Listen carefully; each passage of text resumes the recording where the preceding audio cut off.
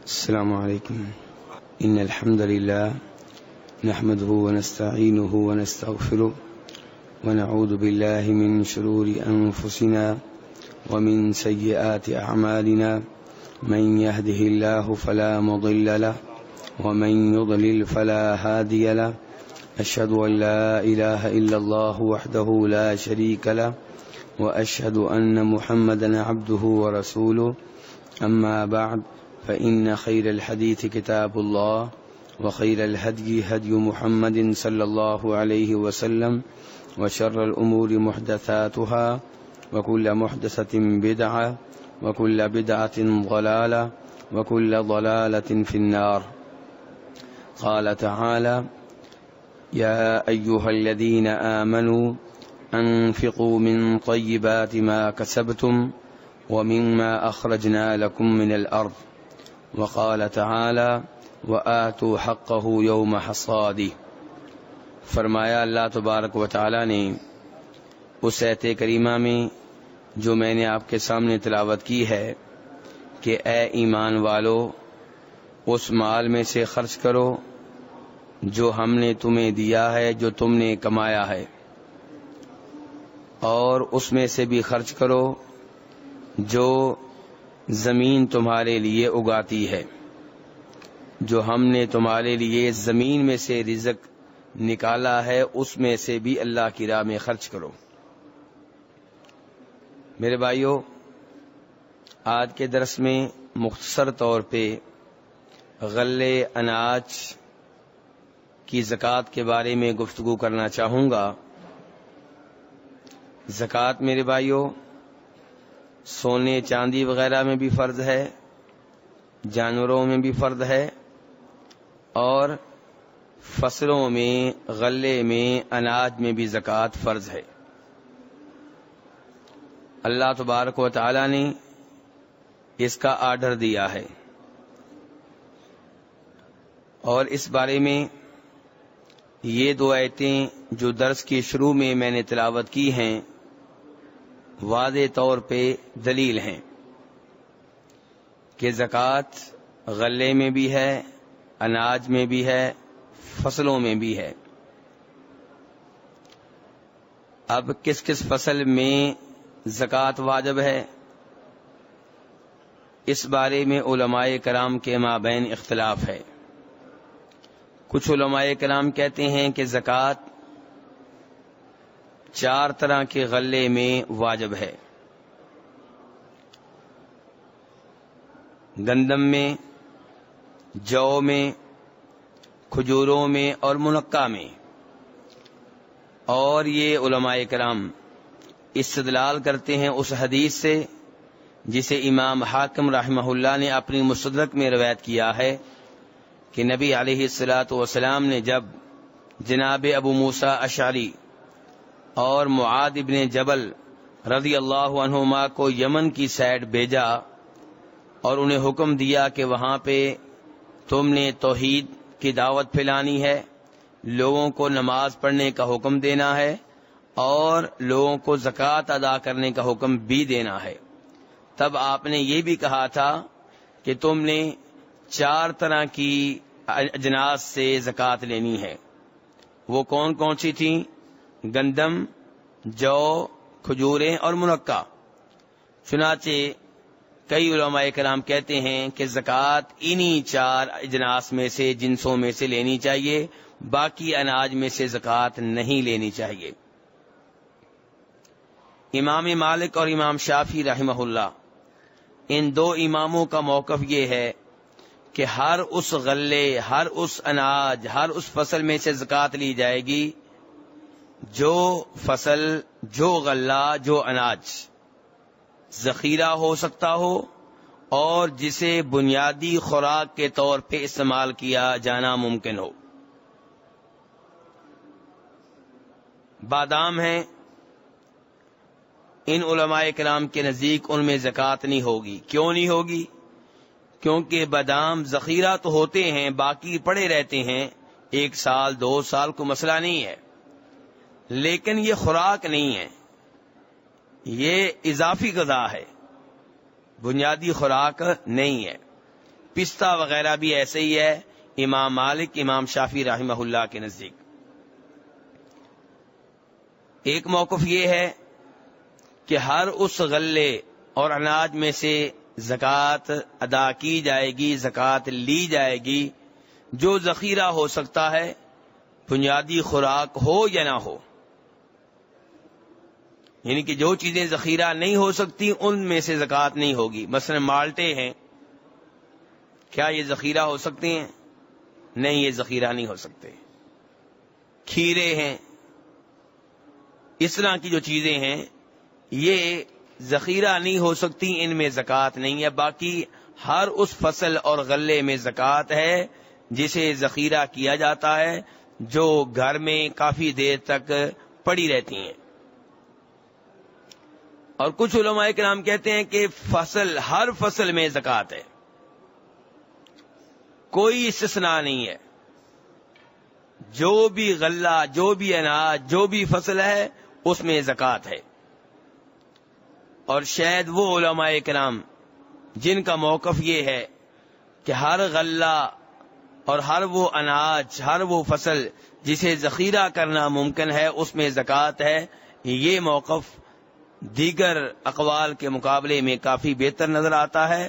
باقی حقیقی علم اللہ تبارک و تعالیٰ کے ہاں ہے۔ اب میرے بھائیو، جس فصل غلے و اناج میں زکوٰۃ ہے، یہ زکوٰۃ کب لی جائے گی؟ تو میرے بھائی، غلہ اور اناج کا معاملہ سونے چاندی سے مختلف ہے۔ سونے چاندی میں زکوٰۃ کب واجب ہوتی ہے؟ سال کے بعد۔ جانوروں میں بھی زکوٰۃ واجب ہوتی ہے سال کے بعد، لیکن فصل غلے اور اناج میں زکوٰۃ کب واجب ہوتی ہے؟ جب کٹائی کی جائے، جب پھل اتارا جائے۔ اگر ایک باغ میں یا ایک زمین میں سال میں 2 بار فصل کاٹی جاتی ہے تو زکوٰۃ سال میں 2 بار واجب ہوگی۔ جب بھی فصل کاٹی جائے گی تو اس وقت زکوٰۃ واجب ہوگی۔ اللہ کہتے ہیں وَآتُوا حَقَّهُ يَوْمَ حَصَادِهِ۔ اس کے بعد آئندہ ہمارا سوال یہ ہوگا کہ کیا ان میں بھی کوئی نصاب ہے؟ سونے چاندی میں نصاب کیا ہے؟ سونے کا نصاب کیا ہے میرے بھائیوں؟ 7.5 تولے سونا۔ اگر اس سے کم سونا ہوگا تو اس میں زکوٰۃ واجب نہیں ہوگی۔ چاندی کا نصاب کیا ہے؟ 52.5 تولے۔ اگر اس سے کم چاندی ہے تو اس میں زکوٰۃ واجب نہیں ہوگی۔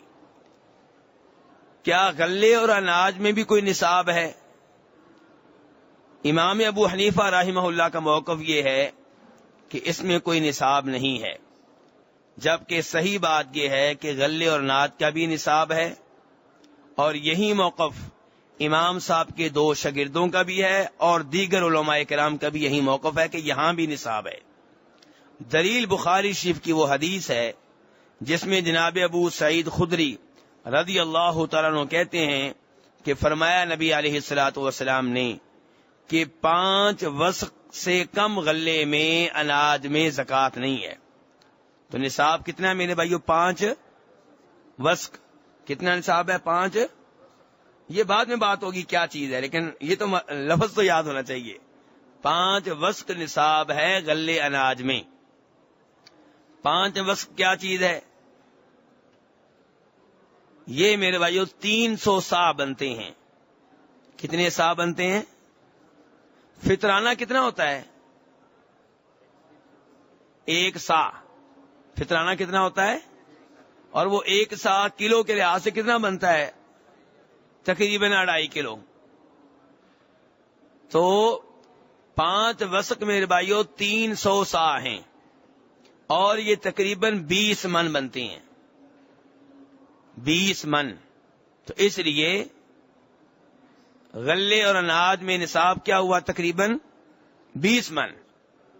اگر 20 من سے کم آپ کی فصل ہے تو اس میں زکوٰۃ نہیں ہے۔ شریعت کی آپ آسانی دیکھیں، شریعت نے زکوٰۃ کسی بھی معاملے میں اتنی جلدی واجب نہیں کی۔ جب زکوٰۃ جب فصل آپ کی، جب آپ کا مال ایک مخصوص مقدار تک پہنچتا ہے، تب شریعت زکوٰۃ کا مطالبہ کرتی ہے۔ جس کی فصل، جس کا غلہ 20 من سے کم ہے، شریعت اس سے زکوٰۃ کا مطالبہ نہیں کرتی، لیکن اگر کسی کا 20 من یا اس سے اوپر ہے تو پھر شریعت کا اس سے مطالبہ ہے کہ اس میں سے زکوٰۃ ادا کرو۔ اب زکوٰۃ کی مقدار کیا ہوگی؟ 20 من ہے کسی کی فصل، 30 من ہے، 50 من ہے، 100 من ہے، اس میں سے کتنی زکوٰۃ لی جائے گی؟ تو میرے بھائیو، جناب عبداللہ بن عمر، جناب جابر بن عبداللہ، ان دونوں سے احادیث مروی ہیں، بخاری مسلم میں آئی ہیں، جن میں نبی علیہ الصلوۃ والسلام فرماتے ہیں، آپ کی حدیث کا مفہوم یہ ہے کہ زمین 2 طرح کی ہوتی ہے، ایک بارانی، ایک غیر بارانی۔ بارانی کون سی زمین ہوتی ہے؟ جسے قدرتی پانی ملے، جس کی فصل اگتی ہو بارش کے پانی پہ، یا دریا کا فری پانی، سمندر کا فری پانی، یا وہ زمین دریا کے قریب ہے، سمندر کے قریب ہے، وہ خود ہی اپنی نمی اور پانی کھینچ لیتی ہے، اسے پانی دینا نہیں پڑتا، تو ایسی زمین کو بارانی کہتے ہیں۔ اور اس میں زکوٰۃ کتنی ہوتی ہے جی؟ عشر۔ کیا عشر؟ عشر کا مطلب کیا ہوتا ہے؟ 10واں حصہ۔ 10واں حصہ یعنی کہ جو غلہ آپ کے گھر میں آیا ہے اس کا 10واں حصہ۔ کسی کے گھر میں 50 من گندم آئی ہے تو کتنی زکوٰۃ ہوگی؟ 5 من۔ کسی کے گھر میں 100 من آئی ہے تو زکوٰۃ کتنی ہوگی؟ 10 من۔ اور فرماتے ہیں نبی علیہ الصلوۃ والسلام، آپ کی حدیث کا مفہوم ہے کہ اگر زمین ایسی ہے جس میں پانی محنت سے دینا پڑتا ہے، اونٹنیوں کے اوپر لاد کر پانی آپ لاتے ہیں اور اس فصل کو آپ کھیتی کو سیراب کرتے ہیں، یا آج کی زبان میں ٹیوب ویل کا پانی ہے، ڈیزل لگتا ہے، پٹرول لگتا ہے، بجلی کا بل ہے، یا دریاؤں اور نہروں کا وہ پانی ہے جس کے اوپر پیسے دینے پڑتے ہیں، جسے کیا کہتے ہیں؟ آبیانہ۔